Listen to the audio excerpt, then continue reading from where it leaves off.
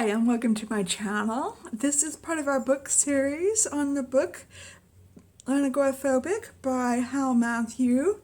And we were going to start today on chapter 1 called Get Down to Business, a Workday Plan.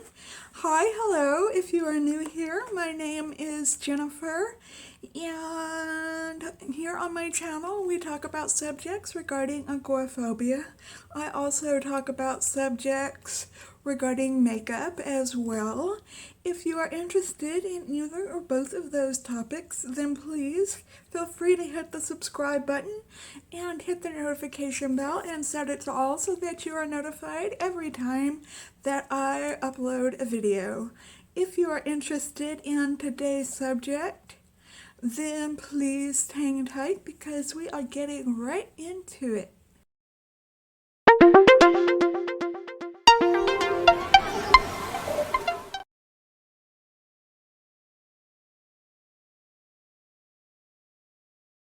Okay, so like I said, today we are going to go over chapter 1.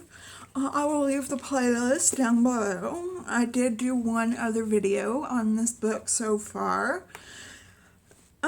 He suggests that in chapter 1 that we get down to business, and he means it. He comes up with a structured plan for your day-to-day business, and he says to make progress, you need a plan. In order to begin the day-to-day rigors of putting a plan into action, it helps to set some goals. And it says that being agoraphobic, that you have lost a lot of things, and those include self-confidence. And if you have the book, I will leave a link to where you can get the book on Amazon down below, because there's a lot of this that I leave out. He goes into much more detail, but you lose your self-confidence, and you lose your self-respect and self-esteem. You lose your courage. You lose your strength. That means your spiritual and physical strength. And you lose your insight. And you lose your mental health. And your wisdom.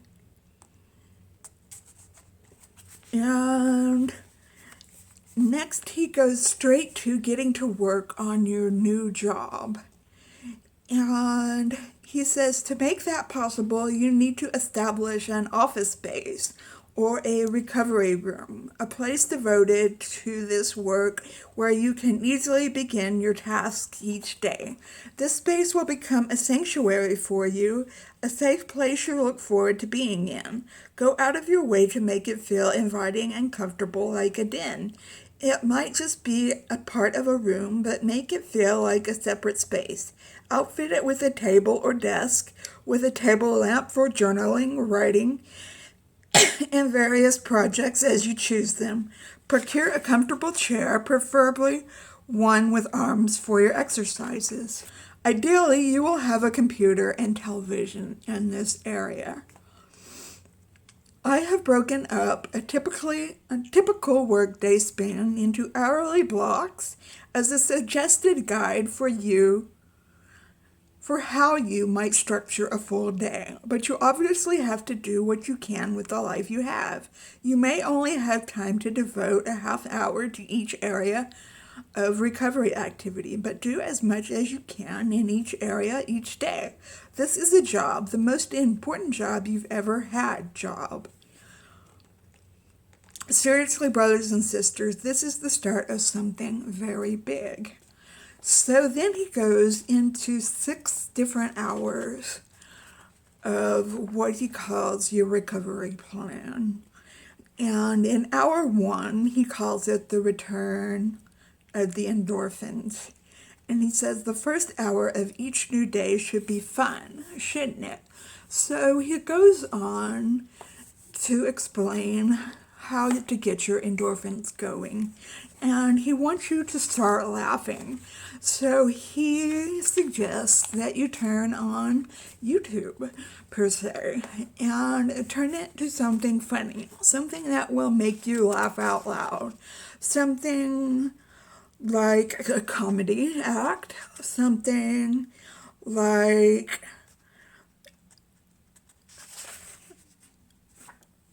anything you find funny, like dogs or cats that are doing something funny, cute babies, or watch old movies or old TV shows that will make you laugh.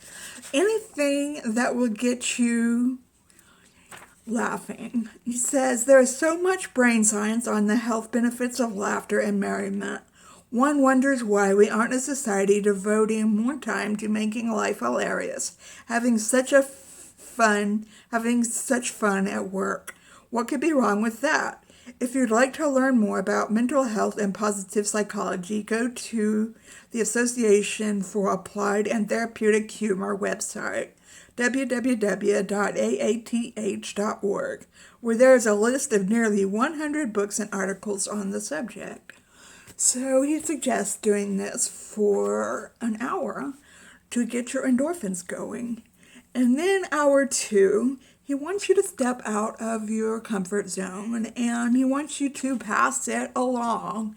So the second hour of your day is about finding the ways and means to pass on some of the endorphin-producing joy you've discovered.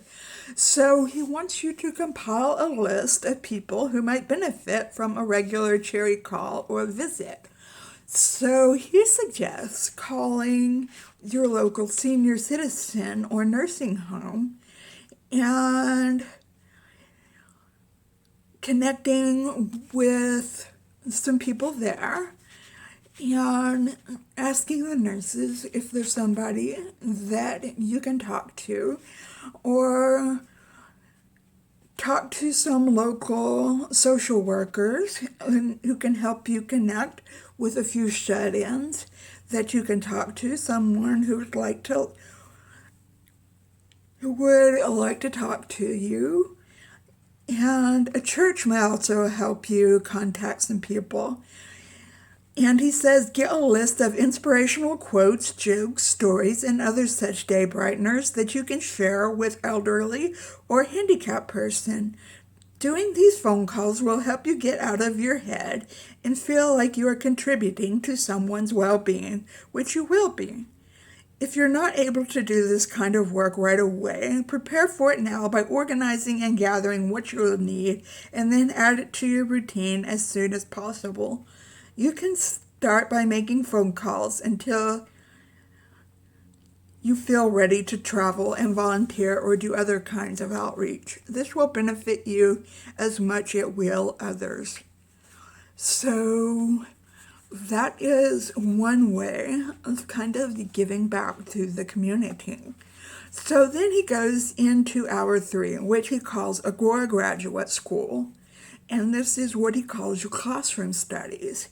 And this is where your computer comes into play. This hour of your day will be devoted to a school of your own making. Questions, research, reading, listening, and more questions. Spend time each day exploring aspects of agoraphobia and panic disorder that are new to you. Now, I don't think I mentioned it before, but you definitely need a journal. And I would suggest several journals that you would need. He says, also spend part of this class period reading entries in at least one agoraphobia support forum. He says, our www.unagoraphobic.com website and newsletter will have a forum for you and give you a place to ask questions as well as offer support. There's also some websites that I'll leave down below that he mentions. So this is where you do your research. And as the saying goes, knowledge is power. So your job in Agora Graduate School is to become expert enough in what is known about agoraphobia and panic disorder to understand what you need to change in your thinking process. The more you know, the more likely you are to make the connection that frees you. This specific knowledge may also prove helpful in explaining yourself to others as the need arises. So you'll write down what you know in your journals and become more knowledgeable about agoraphobia and talk to other people on forums. And the most important part of this process is to put clear notes in your journal from all your studies. So you'll do this for an hour each day. So hour 4 is get physical. And he says agoraphobics have trouble with breathing, so we resist doing exercise that make breathing even more difficult. Add to that, being homebound, you may have walked no farther than the mailbox in a long while, and you probably yearn for some kind of exercise that won't take your precious breath away. I recommend starting slowly and getting fit without struggling. Once you begin, the benefits of physical fitness are immediate and ongoing. All the following are relaxation and strengthening activities that you can mostly do while seated. And then he talks about tensing and relaxing your muscles. And you can usually do this while you are seated. And then he talks about isometrics, chair exercises. It can give you a strong core by pitting one group of muscles against the other. These are ideal exercises to begin with. Search isometrics online to find a routine that will work for you. So that is one place to begin. And he talks about shoulder strength. And you can look up exercises on that as well. And he talks about if you have stairs in your home or your apartment building, going up and down the stairs. And to be careful if you decide to practice yoga, because that can cause injuries that you don't want to have if you are starting out from ground zero. So then he talks about taking a lunch break, and then he talks about what is probably the most important part is acquiring a new skill. And he says this one is mandatory. Learn a new skill. By learning a new skill, you will learn how to think of yourself as creative, thereby allowing the creative part of you to become a force. Having the power of creativity at your fingertips will greatly assist your healing process. So he talks about anything creative, really. Anything from drawing, painting, and small sculpture to playing a musical instrument, to fiber arts including knitting, embroidering, lace making, stitchwork, decorative beading and felting, sewing, weaving, quilting, jewelry making, writing. Writing could be very important to you. Writing takes many forms, from poetry to epic novels to journalism to essays. He says he recommends writing haiku poetry, not only as an activity for this hour, but also as a device to use in stressful time when panic threatens. So that is the 5-syllable, 7-syllable, 5-syllable poem as a haiku. So the last thing he recommends is speaking a foreign language, which would be really hard for me to do. So you can pick a creative thing that you want to learn and just go for it. I mean, if you have something already, that's great. But spend an hour working on learning a new creative process. Okay, now hour 6, it calls this remodel time, this old brain. This is the hour of each day during which you will be doing remodeling work on your brain so that you won't have to search through graveyards to find an entirely new one. You will use this time for positive thinking exercises and visualizations. Write down the negative thoughts you encountered with the positive thoughts you parried with. Create a couple of new mantras to use tomorrow that are specific to something you are working on. Then write a paragraph about one positive thing that happened today. When you have finished your positive thinking work, put down your pen and begin your visualization session. Relax, close your eyes, and create your new brain. So I find this one to be hard because it's hard to concentrate on things. But in hour 7, this is where you start journaling. This is the time of day to measure your progress or regress, let's be honest, by putting the day into words and numbers and plan for tomorrow. So you write a summary about your day and things that you want to work on for the next day. When you finish your summary, write a few notes about what you will work on tomorrow. So you will spend an hour doing that. And your new job description. So what is it that you're doing with this daily plan? And why is writing it down so essential? Your job is to completely and totally reverse everything about fear that controls you now. In other words, completely and totally reverse the way you think about fear. What can you think you can do it? It means totally letting down your guard and allowing the thing you dread the most to come sit beside you on the couch. Admittedly, doing so won't be easy because you're so heavily conditioned to fear a mad variety of circumstances and conditions, any of which you could trigger a panic attack even though they present no actual danger to you. What you actually fear is having fearful feelings and emotions. You're conditioned to fear fear, which is everywhere, when mostly all you feel is fearful. The thing is, I know I can change my mind. Therefore, I know you can change your mind. This is where the creativity can kick in. I'll start it with a question. I'm a 5th grade teacher, and I ask, will you explain to my students in class tomorrow exactly what it is you have and what they can do to avoid getting it? This can be one of your early journal entries and an answer you can revisit and revise as you build your recovery program. Writing this down, simply explaining in terms a child can understand what it is you have, should be eye-opening. I'm writing this to point out to you that the more you write about your daily passions, negative and positive, the more you will understand yourself. The more you understand yourself and your own story, the richer your life will be.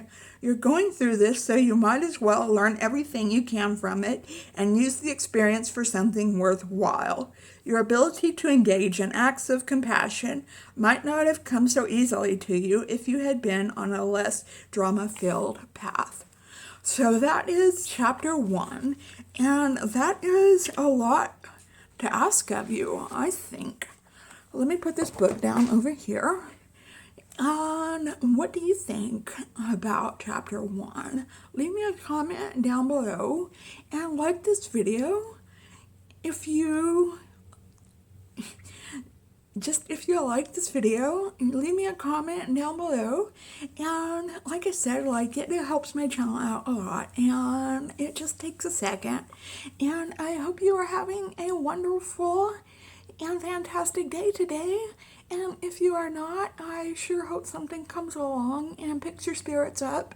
And if you are having an especially hard time, I am sending out the good vibes to you to hopefully help you out. But I know it comes with time. And just remember to stay strong and stay healthy and stay safe. And hopefully I will see you in my next video. Okay, alright, goodbye.